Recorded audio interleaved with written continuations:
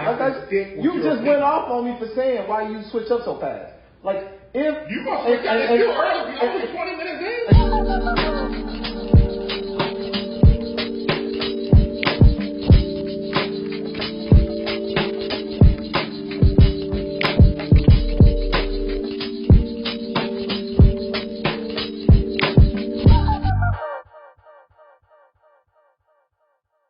Welcome. Hey, man, we back.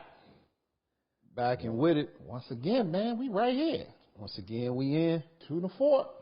Episode 9, I think you just said. Episode 9, man. We 9 in the can, man. And this, what we gonna call this one? Just the chop up. The chop up. Yes, sir, the chop up. Yeah, we really don't have anything specifically planned to discuss. So we're going to just start flowing and ride with it and see what it do, when it do it, and how it do it, and where it do it. Hey, man, we just going to chop it up. All the above. Yep. Shout out to everybody, man. Playlist, Spotify playlist. Everybody's loving them, and them joints is dope. So keep on the lookout for them. We add more and more. Yep. We building, man. We building. I wanted to go back to a topic that I think deserved, like, to be recorded, because you was motherfucking tripping. And that is about this Bill Withers. How do you go? How do I know Don't have you to. go, dog? I have to. know you was going to go back to that. I have to. So, to invite you all in on our previous conversation, we were over at Life's house, and I don't even remember how the conversation got started, but he starts going down this rabbit hole of fuckery. It wasn't a rabbit hole, dog. It was a wide field of truth and righteousness, man. So in public, okay, recorded on videotape for the world, for prosperity and the universe. Can I say what my point was? And don't switch that motherfucker up, because I know you gonna try to change it. Go ahead. All right. So we were having a conversation, and I said that Bill Withers is no. Here's how I started. I said that I would take Bill Withers against all of the greats, Marvin, Stevie, Donny, all of them. He is a part of those same conversations. Is what I said. So we started, we went, and he, of course, being a Marvin stan that he is, really was not trying to hear the fact that Bill Withers is in those conversations. So that's part of what you said. Okay, that's how I started. That's how. Okay, true. That is how you started. Right. And then we started talking about the trait, because my position was this. Okay. There are things that we gauge, or that I gauge, I think, when we're talking about these high-level people. Right. One is songwriting. Yep. Criteria. Let's define what the criteria is according to James. Okay, so for right now, and I'm sure this shit gonna change. Okay.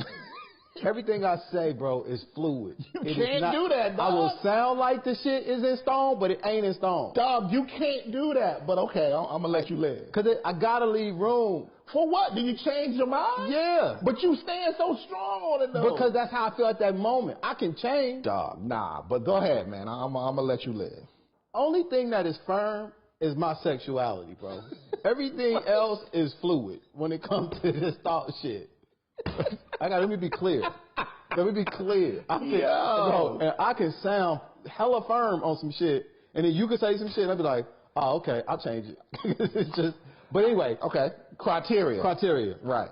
Songwriting. Okay. Musical range, or vocal range, right? Okay.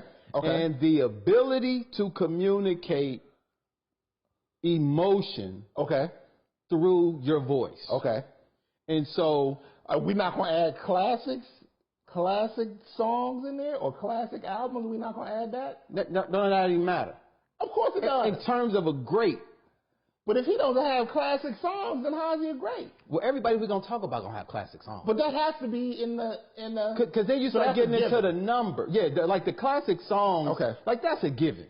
Like, we ain't talking about hits. If you got all of them things, you gonna have some fucking hits. But we ain't talking about hits. I'm talking about, they ain't even gotta be hits. I'm talking about classic. But that's what I mean. So, okay. And because a specific classic song, so like Hello Like Before, okay, might be a song that I want to hear and only want to hear that motherfucking song at a certain time. Right. That don't mean it's better than I Love You More Than You'll Ever Know, right. or another, I can't think of another song, but that just means that that's what I want to feel and hear at that time. All right. So what I was saying is that in terms songwriting, Bill Withers is the motherfucking man. Okay. He's the dude. Okay. Right? Right. He is up there. Right. Vocal range, not quite there. Not quite where though? Not quite there in terms of the greats. Of who? Who was Stevie Wonder, Marvin Gaye, Donny Hathaway. Like, you can't compare their vocal range, bro. Okay, I'm listening. Okay. I'm gonna let you make your point. Thank you. Oh, man, see, look at you. And the ability to communicate a feeling through sound, through your voice. All right. Bill Withers is hella strong, equal if not greater in the songwriting arena of those three, as it relates to Stevie Wonder, Donny Hathaway, because like Donny Hathaway didn't even write his own joints, right? So I want to make sure that I'm clear on that too. So you're saying that you're saying the greats who sit on the Mount Rushmore, the tippy top of great. Are we going to break this down? Are you saying male vocalists? Or are you talking about vocalists, songwriters, artists, complete? So, or are we just going to make this a male vocalist conversation? So for me, in having those people, they're groups. I can't pick just one. Right. So in my group, right, we got Donny Hathaway. Okay. Marvin Gaye. Okay. Stevie Wonder. Okay. Patrice Rushen. Okay. And Roberta Flack. Okay. Now, Nina in there too, but them are my top 5. Okay. And Nina is like, if I had, like, Nina's there, but I think it just depends on, so I can't say I want to listen to one of them. I can't throw none of those people away. Right.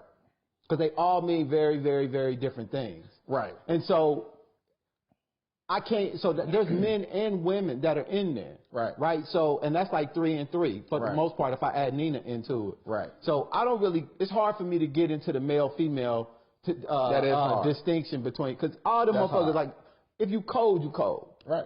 No doubt. And some people talk about Aretha Franklin and others or whatever, but in terms of those are the people who I fuck with. Okay. Because the criteria in a lot of cases got to be you got to play an instrument. Okay. You got to write songs. Okay. And you got to sing your motherfucking ass off. Okay. And all of them do it. Okay. Maybe some more than others from a writing, but all I was saying is that Bill Withers, even though he can write, even though his musical range his vocal range ain't that broad, and he's okay at communicating. He does what he does. Come on, man. That's the piece right there that's disrespectful. Listen. He communicates unlike any other voice that has ever existed. Here's the rub between me and you, bro. What he said. If you listen to any song that whether you know it or don't know it. I almost called you your government name. The way he communicates is so clear and so vivid and so emotional in everything that he does. Life. And maybe, he's not in the top. I'm not taking nothing away from that brother, but he's not in the top 5. He has to be. If we're talking now, to me, I think we need to break this down further, right? Because if we talk about top 5 of everything, that's tough. Because you got your Ninas, you got. He ain't up there with her. No, let me finish. Okay. You got a lot of others that fit in that space to me, to break it down to 5. But if we take a chunk and say, okay, we're talking male singer, songwriter, artist, right? Vocals. Singer. Okay. Singer, songwriter, artist. Okay. He ain't up there. He is, though. There are too many in front of him. There are too many. Who is in front of him? He's in the conversation. That's what I said. But he's not up there. He's not on their branch. He's top 5. Who would you put male vocal singer-songwriters before him that you can't argue that he doesn't belong with them? Curtis Mayfield. He belongs in the conversation. But I would put Curtis before him, and we had that conversation. But you would. But he's in the conversation. But he's not there. He's in. Anybody could be in a conversation. Nope, but they're not there. So you gonna put Neo in the conversation too? Okay, that's clean. Okay, let me say. I stand corrected. What you saying? The people who we're talking about. No disrespect. Are in they're in the conversation. Now, mind you, bro, we're talking about the creme de la creme. We talking about the best black people have offered the fucking world when it comes to music. So we really are splitting hairs to a large degree. So they're all in that vein. All of those people are up there and worthy to be in the conversation. Exactly. But he ain't with them. Dog, you cannot say that Bill Withers is not in the conversation with Stevie, Donny, and Marvin. You cannot. He's in the conversation, but he ain't on the branch. They all have their own distinct styles and ways and how they communicate. None of them are the same. Stevie and Donny have a little bit of similarities, but they're not. They all have their own distinct lane. Bill's lane, he's not going to be falsettoing you to death. He's not going to be crooning you to death.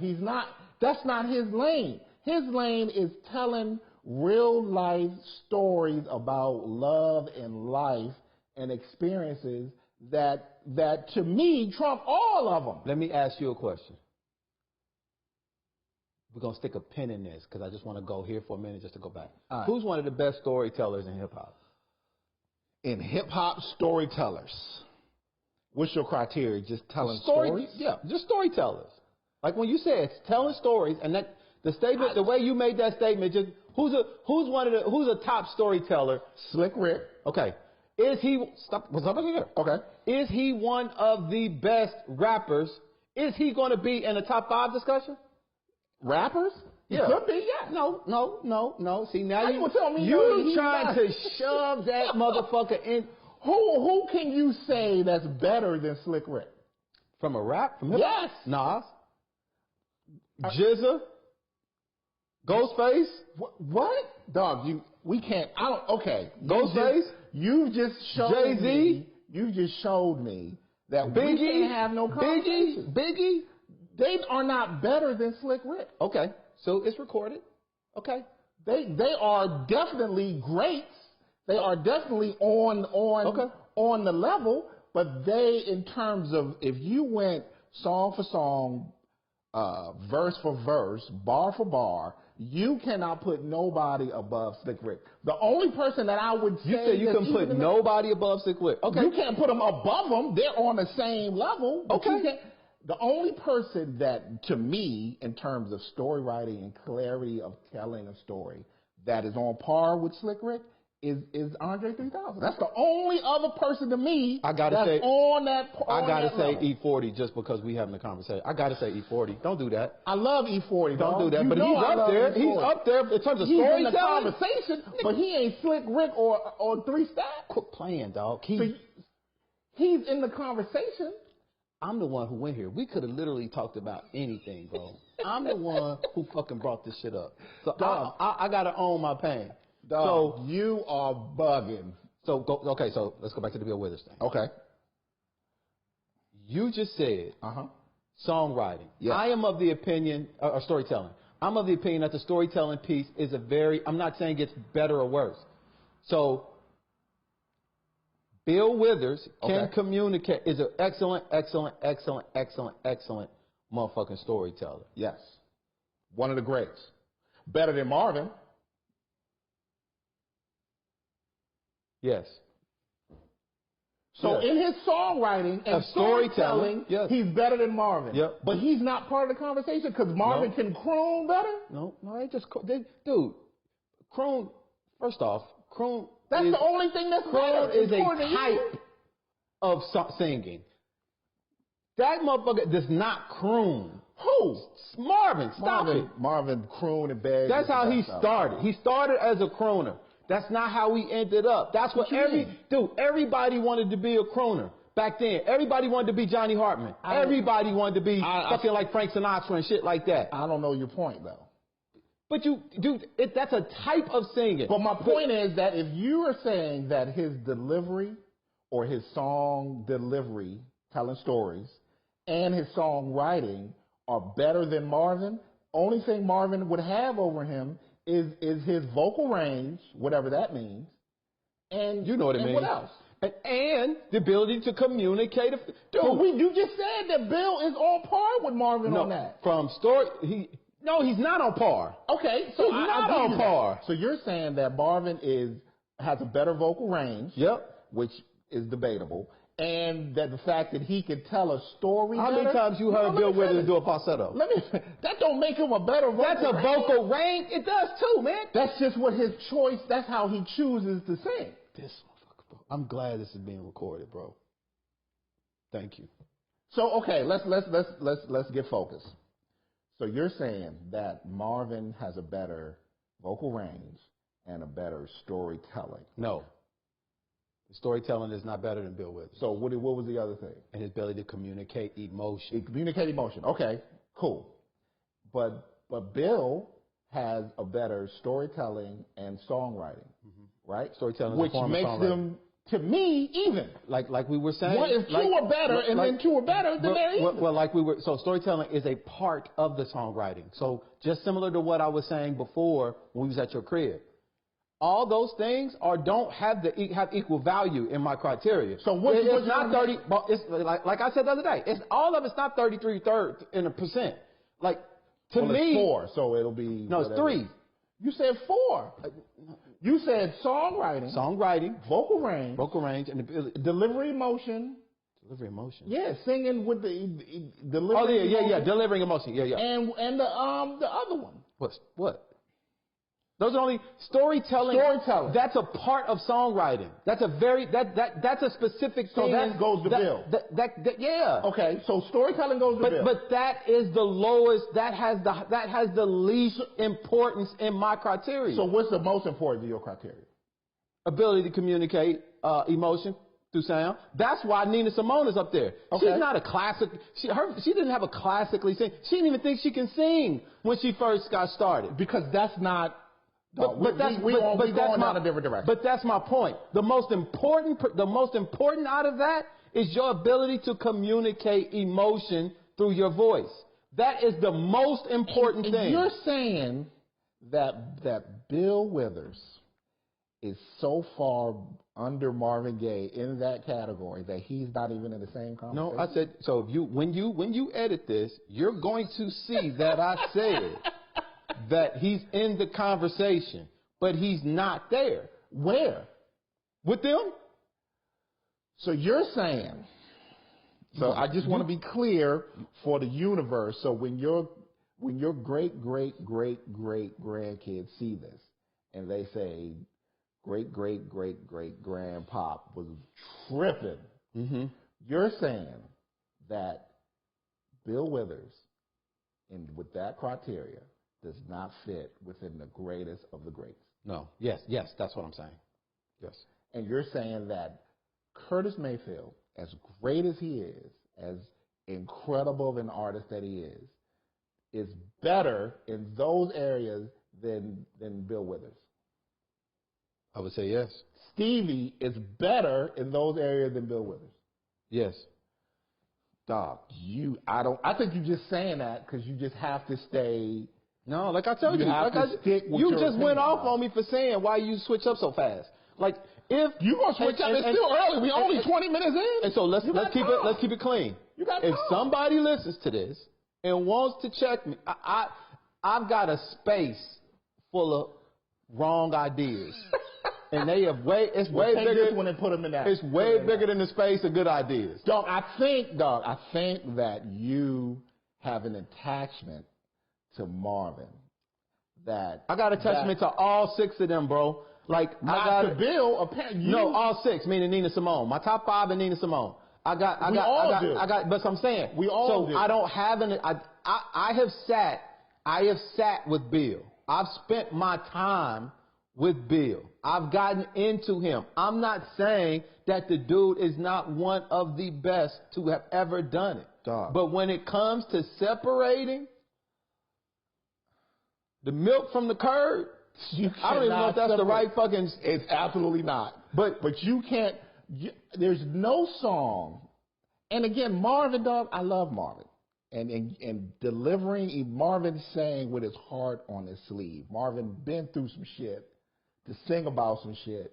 And he sang... And you felt everything that he's been through... That's my point. In the song that he sang. That's my point. Right? But Bill... communicates the same level of emotion, but in a different way. He doesn't vocalize it in the same way that Marvin vocalizes it. And you're penalizing him for having his own way of vocalizing and pouring those same. There's no song that you can name me from any of them that you can put over Grandma's hands. There's no song. So when it comes to emotion and bearing your emotion, and you feel dog, I tear up every time I hear that song. Every single time. So that very statement is getting ready to prove my point. All of this shit is subjective, bro. So when you say I'm like, but you said that he don't belong. I'm saying that he belongs. Okay. So your subjectivity is excluding this man. It doesn't based on subjectivity. Like right. I don't. But I'm being objective. So because you cried listening to Grandma's. You just said every time you listen to the song you cry. I tear up. That's right. If I felt that way listening to that brother's music, absolutely I would have him in there. But so I understand why you want him there, because you got that type of emotional connection to him. I got that type of emotional connection to all of them. But that's my point. I don't. So if I had that type of an emotional connection to him, I would have him up there in the same way you don't. But because of my subjectivity precludes me from crying every time I hear goddamn Grandma's hands. You're a fucked up individual, dog. Well, because I don't cry every time I hear a song? No, because you started this shit by saying that he doesn't belong somewhere. He doesn't. That he does belong, dog. Okay. He is in those conversations. Okay. And then we moved into branches of trees somehow. And you said. And I said that he is on the branch with those cats. That ain't what you said. That ain't what I said. You said he's on the same level, but on a different branch. That's what you said. No, I said that about Nina Simone. No, you said that about him, man. Anyway. No, I said that about Nina. I said because I say that again because you weren't paying attention. I said that because I think that Nina has influence on all that came after her and how they. And we went through the chronology of that, which completely dispelled that. What do you mean? Bill Withers didn't start singing until he was 40. So his influence is still just because they are similar. So now you're talking about subject. No, how much do you gotta infer to come? Like all of that. Everybody influenced everybody. But you don't think they influenced Nina? What you mean? What you mean? What I mean? Nina was already Nina by the time they came along, bro. Okay. And again, even Marvin, dog. Okay, man. Dog. Okay. We're gonna do some math. Let's do the knowledge. Because you're talking pure, at this point, dog, you trying to motherfucker fit a square peg in a round hole. Let's do the knowledge. Nina Simone was doing Nina Simone when Marvin was crooning and talking about grapefruits and grapevines and shit. She was doing Nina Simone. Marvin what does that mean, doing when you say she was doing Nina Simone? Nina Simone was singing revolutionary music. Tell me when. You said we're going to do the math. Okay. when Marvin was singing about grapefruits and grapevines, right? Marvin only started making adjustments in the early 70s. To do what? To start singing more soulful, as well as more revolutionary type music. Okay, man. When he did the joint with the Good Times joint on it, that was what, 70? Good Times? Yeah, with the Good Times shit, I Want You, the album. That was what, 70? No, that was 1970? Yeah. It was in the 70s. So up until that point, he was singing motherfucking Tammy Terrell, motherfucking Motown hits. He was singing hits. Right. Mm-hmm. So for you to say that they came up at the same time, Nina was doing Nina. So Marvin, what I'm saying is Marvin could have heard Nina doing Nina and said, hey, this is sort of influencing me to do something different. He heard Stevie doing the same thing, as well as probably Curtis too. You think Marvin just all of a sudden came up with the shit that he was saying? Okay. Between his motherfucking heroin motherfucking 8 balls and shit? So repeat what you... Nina is responsible for... I didn't say responsible, dog. What are you saying? You add shit. Help me all I'm understand. saying is Nina was doing Nina when Marvin was singing about... And what was Nina doing? Nina was singing revolutionary music and talking revolutionary heat. Okay. In the 60s, in the early 60s, she was singing Strange Fruit and fucking Pirate Jenny and all that type of shit in the 60s when Marvin was singing about grapevines and grapefruits and shit. Okay. So what is your point in that? My point is that you can't say they came up at the same time as if there's no influence, as if Marvin didn't. Well, hold on. Saying they came up in the same time, and your mind says that they're not. When you hear me say that, you hear me say that they didn't impact one another. What do you mean? You said, dog, at the crib. You said that Marvin there was no influence on Marvin from anybody else. Marvin was just Marvin. Yeah, you did. I did not say that. Bro, universe, he's switching up. First off, now he's switching everything up. Influences the artists. That's not what you said, dog. One of the main things, the artists are more influenceable than anybody. That's not what you said, dog. You switching it up. You know that, right? You are aware that that's not what you said at the crib. Okay, so rather than argue with you about that, if that's what you heard me say. No, that's what you said. Okay. It ain't what I heard. It's both. I can't commit to saying I said that. So you if that's what you dog, you talking to me like I'm the Fed. If you said I said it. Dog, you talking to me, officer? I ain't do it, but if you said it, I did it. Listen, man. You bugging, dog. You said, and I remember distinctly, because you said that I think make it seem like Marvin came about. Nah, the point that I was trying. The point that you were trying to make, and I think in an effort to I'm going to tell you what my point was. No, I'm going to tell you what my point was. I was going to, because you were making this, the way you said it was that she influenced, like she basically sunned all of it. I didn't say that. No, that's like the same way. Hold on. Just like when you said what I just said. We don't have to say something specifically in order to communicate it or in order for somebody to interpret it. No. I don't think I said specifically what you said, even though I could have said something that made you think that. So I'm telling you what I think you were trying to say. Because I was basically saying she didn't son them. They was doing their own thing. That's what that's how I was responding. But I know that artists are too influent,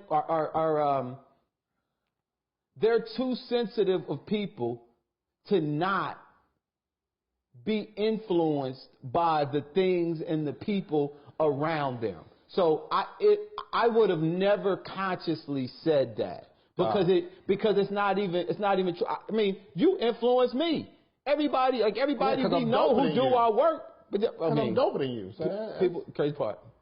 People can look at us and tell that's not true.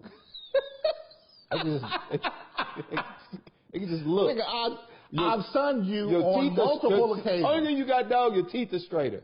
That's it. Everything else. That's a different topic for a different podcast. Yeah. Here's how it went down, internet. Because he trying to navigate through the shit, which is cool. I said that Nina is on a different branch but they're the same part of the same branch family because she influenced a lot of the artists that came after her. You made a point that you went through when they were born and 30 and all that shit, as if to say that they are the same age, so they couldn't have influenced her. And your overall point was Marvin somehow became Marvin on his own. What I was saying was Nina Simone was singing revolutionary style of music. Nina Simone was singing socially conscious music. Before Marvin, before Stevie, before, of course, before Bill, because Bill didn't start singing until he was 40. So he didn't really step on the scene until the mid-70s, mid to early 70s. That she influenced all of that genre. She influenced Slide. She influenced everybody that came through that. She influenced fucking Jimi Hendrix. Had an ear to Nina Simone. Because she was one of the original ones that was singing black socially conscious music at that early stage. So there's no way that Marvin couldn't have heard that and been influenced to make his more socially conscious stuff. I never disputed that. I never disputed that. I never disputed that. And that's that's why I said she's on a branch above, but everything kind of flows out of her. Sort of like, hold on. Why does socially conscious have to be the barometer? Like because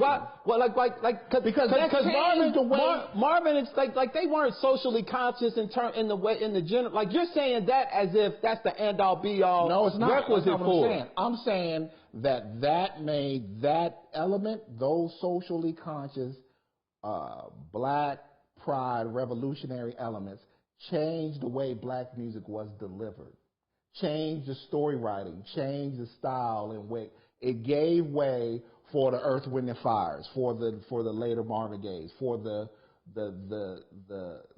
quote unquote dance music, party music, the slide, all of those came directly from that change in how black music was delivered, and that change was because of a socially conscious black power era. Things that were happening. I don't know. I don't even know if I would necessarily agree with that. You ain't gotta agree. It's fact. Is it like you can't say that it's science. Like so when you say it led the way? I mean there are a lot of assumptions. I didn't say it led the way. I said it influenced. I said it influenced the change in how. So you did not say led the way. I didn't say led the way. Okay. So I don't know you're stuck on this social black shit. And as it relates to the music, and I don't really understand the relevance of what they're singing about. Because Nina, I mean, was she even considered in their class in terms of like R&B and all of that? She wasn't R&B, and maybe that's a disconnect, dog. Maybe we need to distinguish between the genres that they were singing. Because I don't like even when you go back and listen to her shit, it wasn't jazzy. Even, but it wasn't R&B at the time. I'm even speaking in terms of just like the style. It was like classical / jazz / she was off doing so, and they were on their side doing their what's the word, a doo-wop / all this other shit that they were doing. Right. Race music, they called it. But you seem really firm in the conscious piece of Nina Simone's contribution. Because you got to remember, too, right? A lot of them didn't have control over their music. Yeah, of course. So that's one of the main reasons why they were doing a lot of that stuff back then. Of course. So Motown, so you're saying of course, but what I'm saying is that's a large part of why things were unfolding the way that they did. And it wasn't until they got a little bit older and started seeing shit for what it was to where they were like, I want to start writing more. I want to start being in control of my own shit. Yeah. And I don't like the fact that we got this factory type of setup to where we producing all this music. Absolutely. So I want to do my own stuff. So Absolutely. Observing Nina do her thing and move in her classical space that she was in, Right.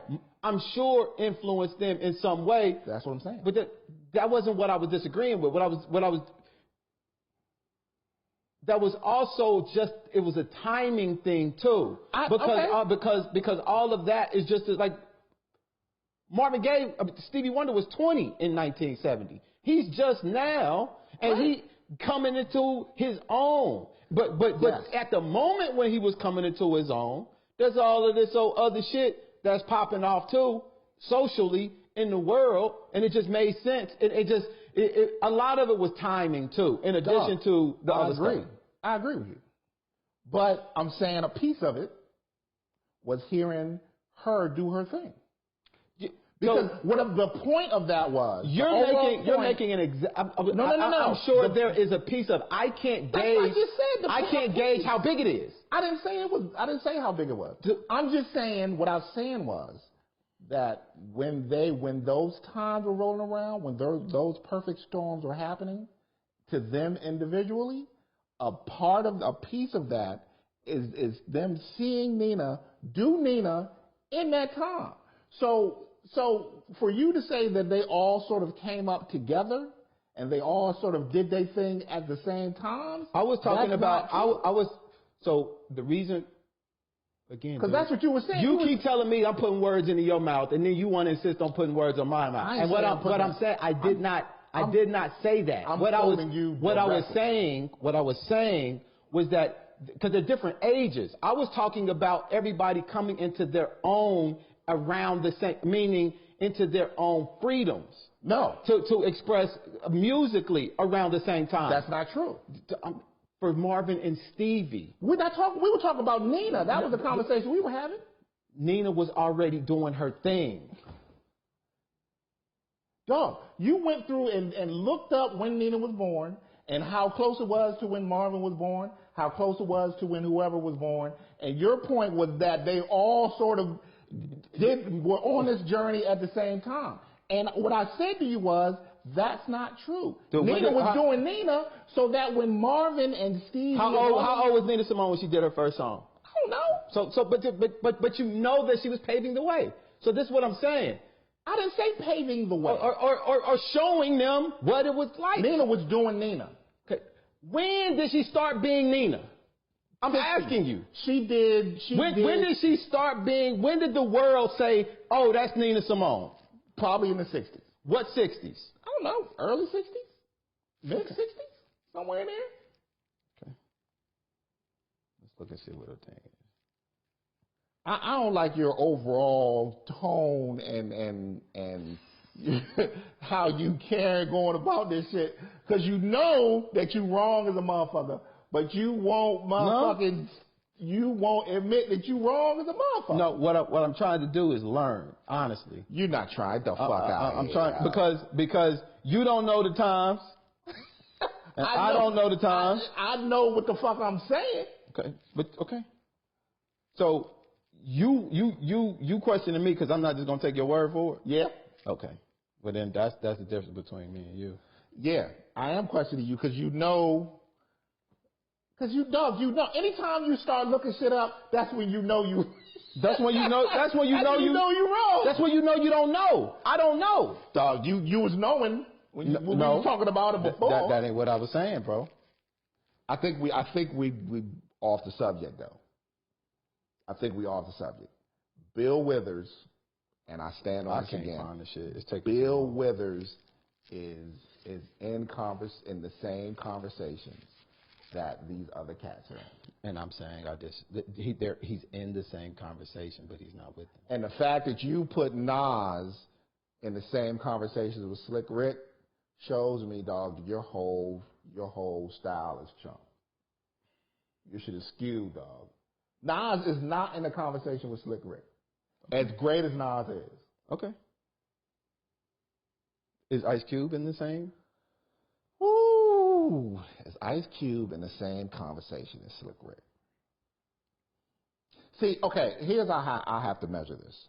It's hard for me to look cross-generationally. Slick Rick, because Ice Cube has been influenced by Slick Rick, it's hard to put them in the same conversation.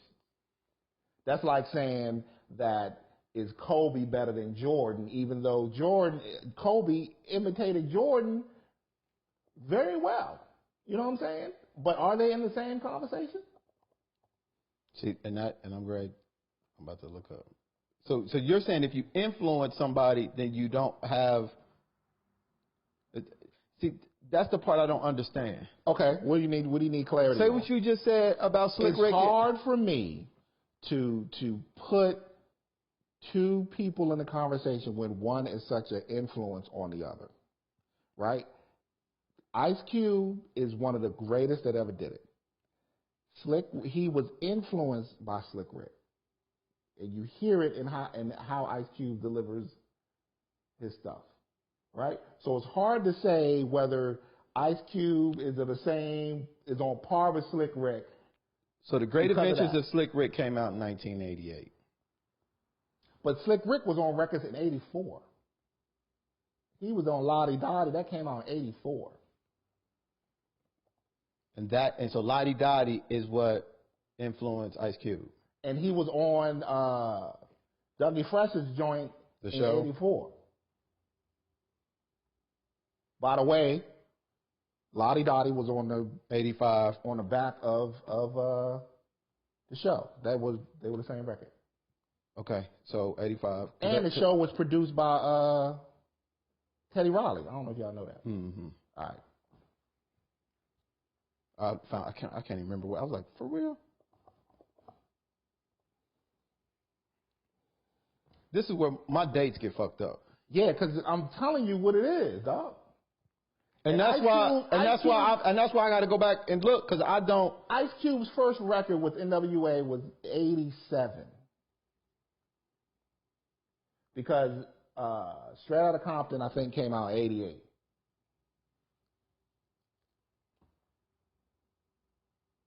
See, ain't y'all good with these times, bro?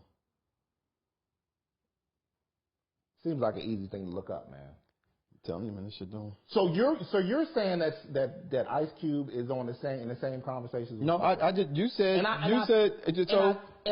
would hear an argument because Ice Cube does transcend that. My battery just died. Nice. So Ice Cube transcends that, just like 3 Stacks transcends all of those times. Hov transcends those times. So they're all in the same conversation. I'm wondering, see, what gets difficult for me in all this is the firmness that people have, that you're having around the influence piece, and I'm trying to understand.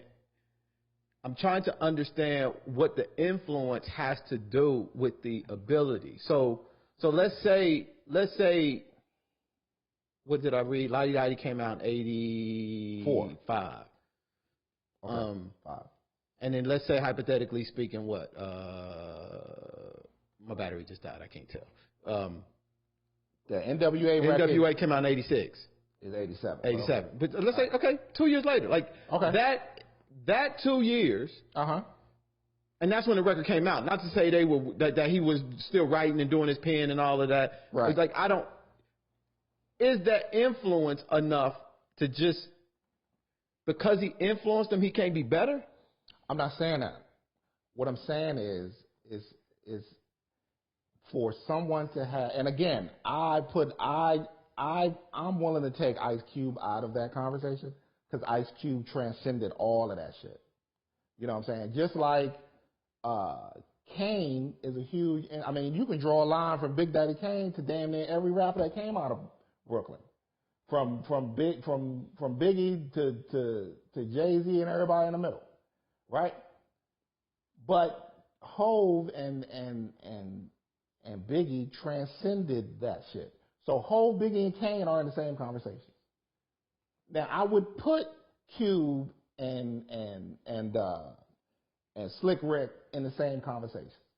But what I'm saying is, it's hard once you recognize the influence that someone has on someone else, then you measuring their success or their dopeness is tougher, because without that influence, they wouldn't be as dope as they are. Now, are you making this influence reference because Cube said that he was influenced by Slick Rick?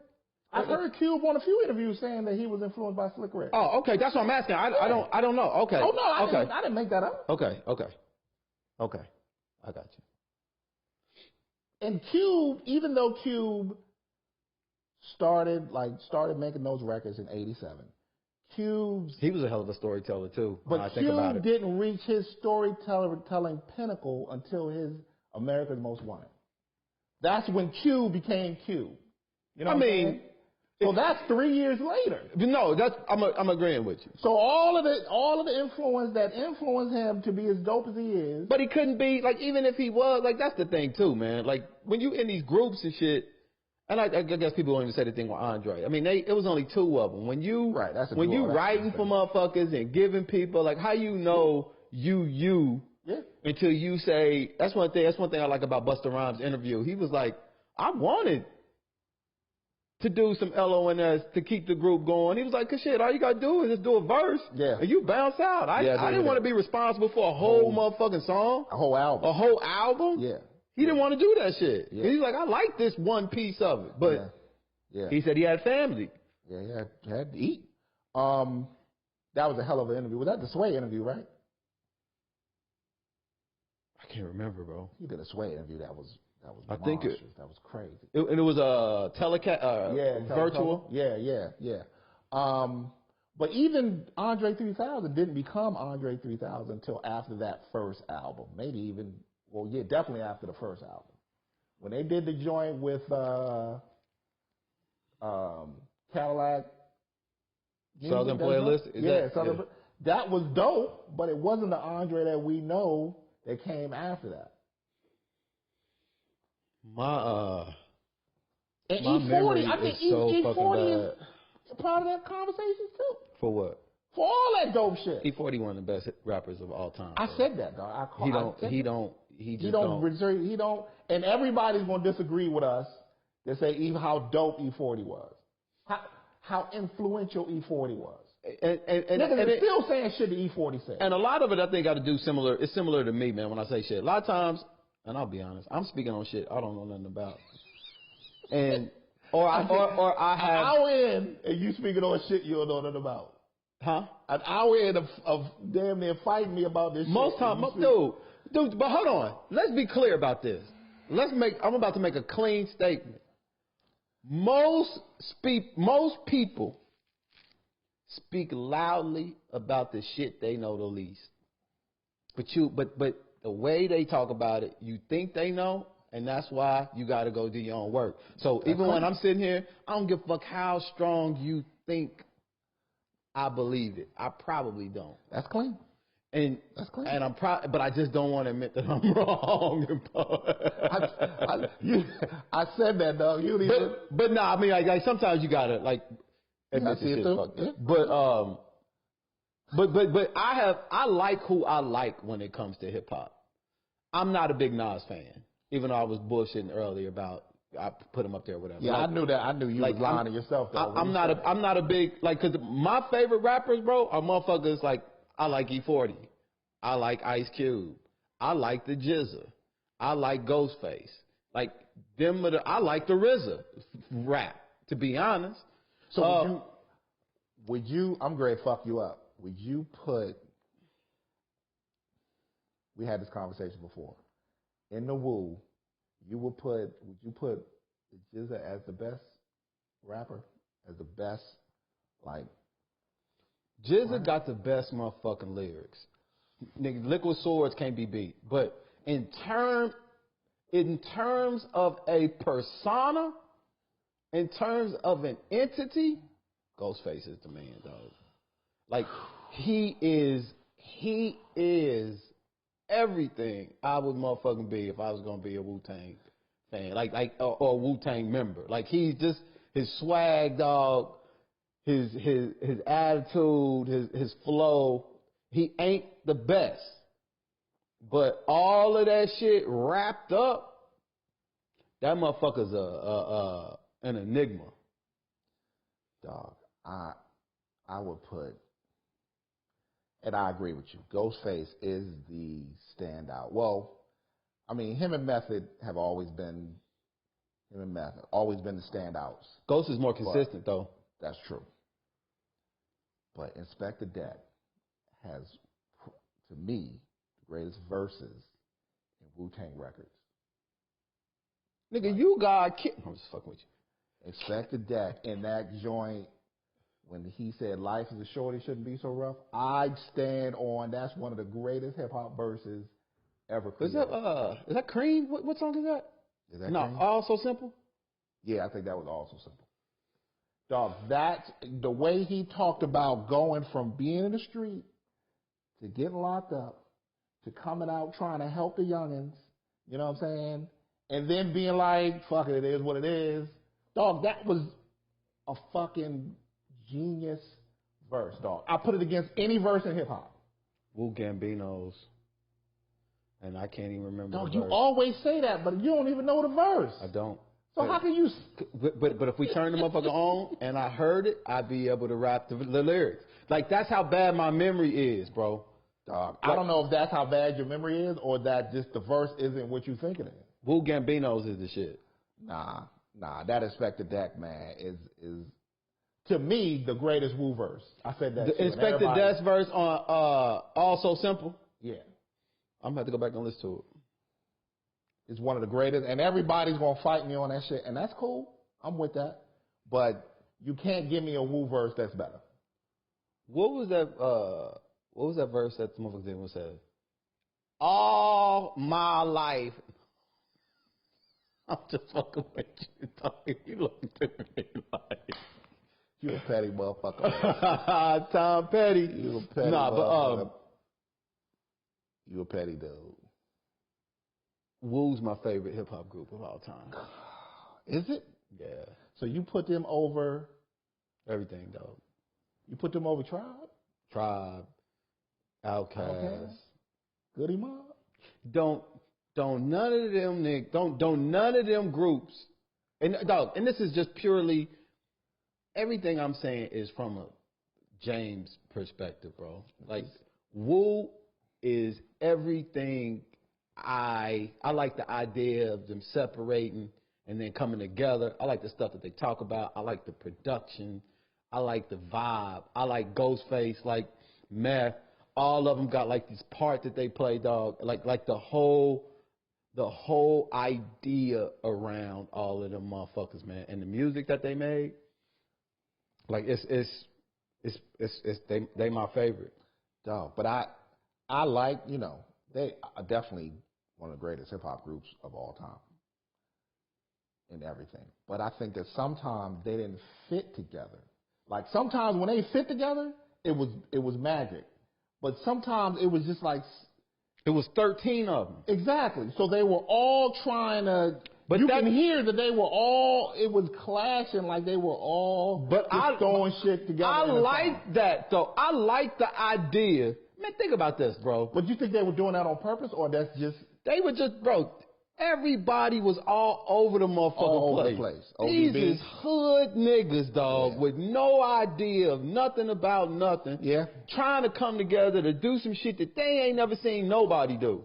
One dude, one foot in the street, another dude footing some ass somewhere. Like, you trying to rally all of these motherfuckers together to do something? And like the idea that y'all did that multiple albums. Yeah, like, right.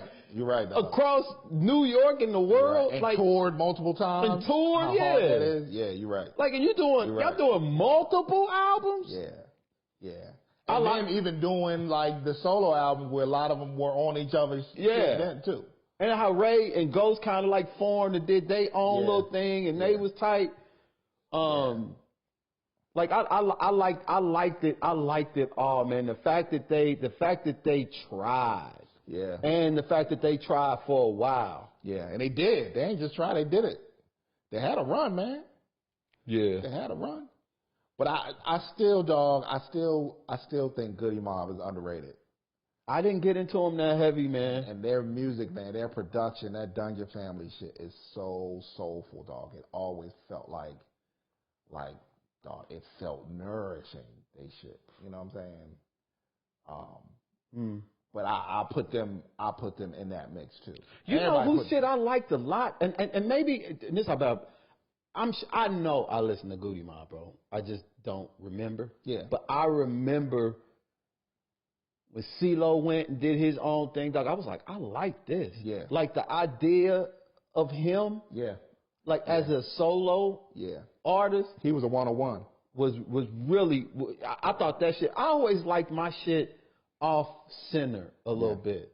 I never, you know, it's one of the things I like about like our logo and stuff, man. Like, and like I was telling you about with my dad, the idea of perfection, just doesn't seem right. And when something comes along and it's like completely different or off, or it makes you stare for a little bit longer than normal, and it sounds different. Yeah. And you know, and people are trying different shit and talking about different shit. It's like, okay, that's clean. I can rock with that. Even if I don't rock with it. You know what I'm saying? Right. Even if it ain't your taste, you recognize the effort of them trying to create something new. Yeah. Yeah. And I would like to see that idea and concept just more embraced in general. It's hard, man. In society. Because everybody's so scared to take risks. Because I think that a lot of people, man, I think that the world is only prepared to deal with shit on a mass level that they can consume, and they can consume easily, right? They're not trying to deal with shit. They have to put it in a category, in a box where they can consume it.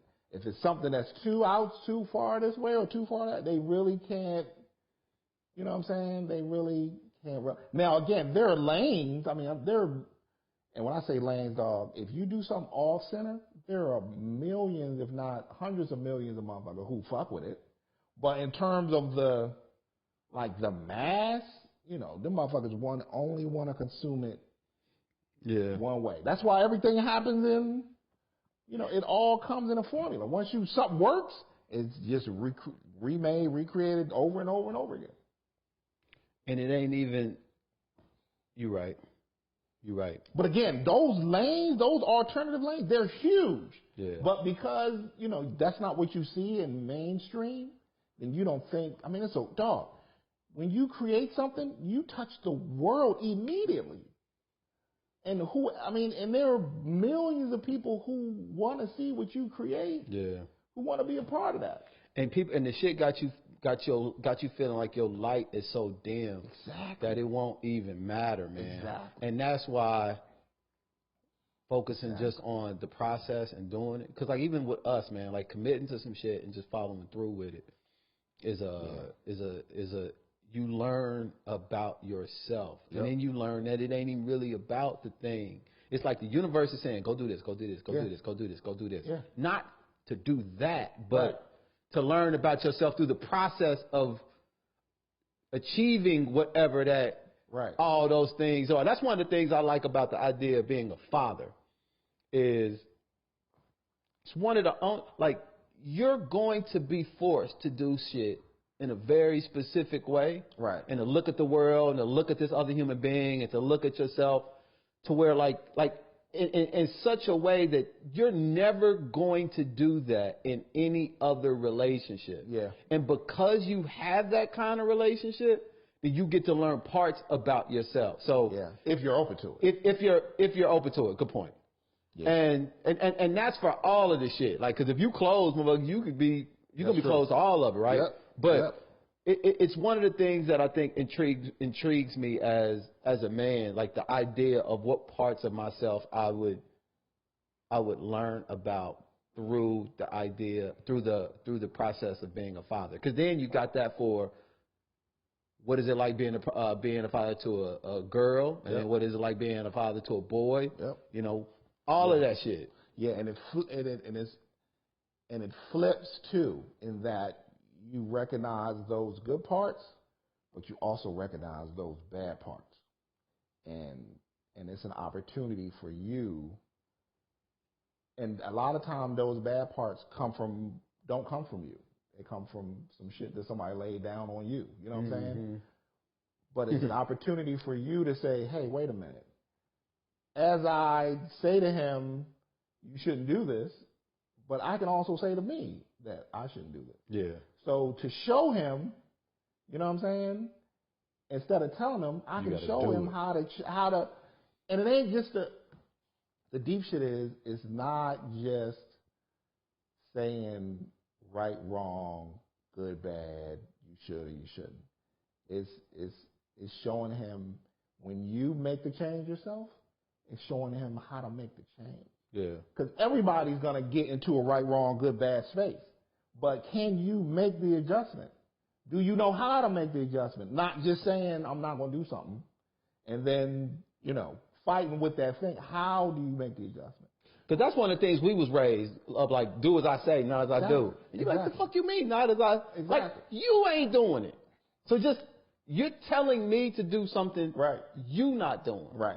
That shit just always felt fucked up. But eventually you just internalize it, and then you struggle with trying to, instead of understanding how to make a change, you just do shit. You know what I'm saying? And not understand why or how. You just do it, and you struggle with it. You always end up going like a frog hopping to different lily pads and shit. Like you don't know how to solve a problem. You just doing what somebody told you. Yeah.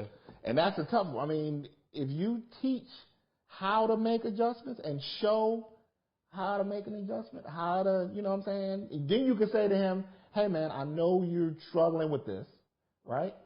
This is what I did the same thing. Mm-hmm. This is what I did. I got up and I did this and I did that, and I tried to make patterns around the thing that I want to change, so that now I'm not participating in this pattern anymore. I changed the pattern. Yeah. So that's showing them how to change, and not just, you need to get up and motherfucking, but a lot of us do that, dog, because a lot of us don't know. Shit, I ain't, you know, most people come up not knowing, man. That's the thing, man. You don't realize those things until you realize them. And what I hope we're showing the people isn't, we flawed, right? Our process is fucked up. We say a lot of shit we don't necessarily agree with or mean or whatever, but we sharing it with people, and we showing them the process of just, you know, what it's like to have healthy conversations, you know, have a good time and chop it up as, you know, two men, even though we don't know what a man is. Yeah. but, you know, just putting it out there for the world to just scrutinize, man. Pick the shit apart. Yeah. You know, do that with the purpose of understanding yourself. Like, even, you know, no matter what we talk about on this podcast, bro, like the outsiders looking in can only dig so far on our shit. Yeah. You can dig even more deeper with yourself. Yep. Pick that shit apart. Yep. Figure out why you try to stand firm on some shit that you really don't know 100% about. Right. And, you know, and figure out why you do that, because it's going to be a lot easier for you to scrutinize us and why we doing it. But trust me, just know that we're having those conversations with ourselves, and we're trying to figure it out, and that's why, you know, this shit is here. Yeah, and dog, the process is perfect, but moving is all you need to do, dog. You're going to stumble, you're going to, trip, you're going to make mistakes. But as long as you're moving, you're always moving towards that better self, that better you.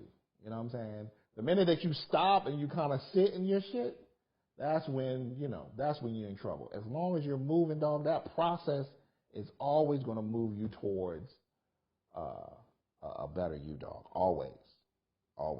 So let's keep moving. Sure. We talked a lot about music, so I guess we know what we're gonna post. What this podcast, what this playlist gonna be about. Yep. This might end up being our best playlist. Yeah. So the process is the product is still my favorite. Yeah.